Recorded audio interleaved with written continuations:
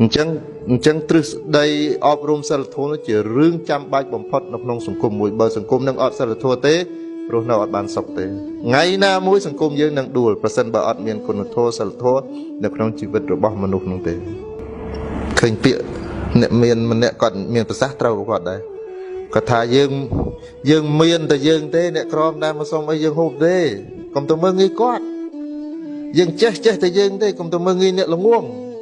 តែគួរតែជួយគ្នាគួយបណ្ដោះគ្នាចេះប៉ុន្តែកុំទៅមើលងាយគ្នាអត់សុំអីយើងទេអញ្ចឹងឆ្លើយនៅសំណួរលោកអញ្ញក់ថាជោគជ័យអ្វីដែលមានគួរខ្លាយទៅជាមរតកមួយសម្រាប់ប្រើប្រាស់ជួយសង្គមចានជាងការប្រមាថការទៀនអ្នកណាម្នាក់នៅក្នុងសង្គមសូម្បីតែម្នាក់ដែរក៏កុំដែរព្រោះពៀពូជនេះតែដាំឲ្យដោះឲ្យអស់លោកអាពូជពៀនេះពូជប្រមាថពូជមើងងាយនេះតែដាំដោះរមកហើយតែដោះឲ្យមិនងាយងាប់ទេ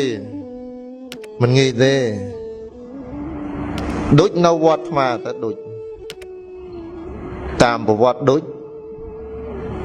រឿងដែលគាត់ខឹងបំផុតរឿងខ្មោចអ្នកមានខ្មោចអ្នកក្រដុតនៅវត្តណាឡោម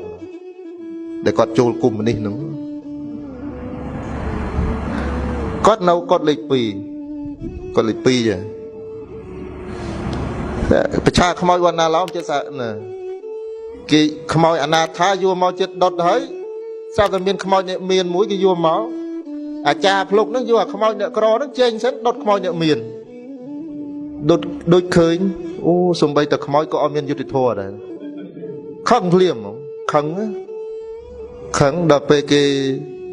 បបួលចូលគុំនេះនិយាយពីរឿងភាពយុត្តិធម៌ស្មើចូលព្រឹបតាមពិតដូចអត់មានស្អប់មនុស្សនៅគុកទួលស្លែង 10000 នាក់ហ្នឹងទេដូចស្អប់រឿងមួយរឿងតាក់ទងខ្មោចទេប៉ុន្តែវាពូជនឹងវាដោះយូរទៅវាធំទៅឃើញអ្វីទាំងអស់គឺសិតតែជាអយុត្តិធម៌ទាំងអស់នេះបរាជ័យនៅក្នុងសង្គមមួយដែលមិនគិតអំពីសិលធម៌របស់មនុស្សនៅក្នុងសមាគមនៅក្នុងសង្គមនោះ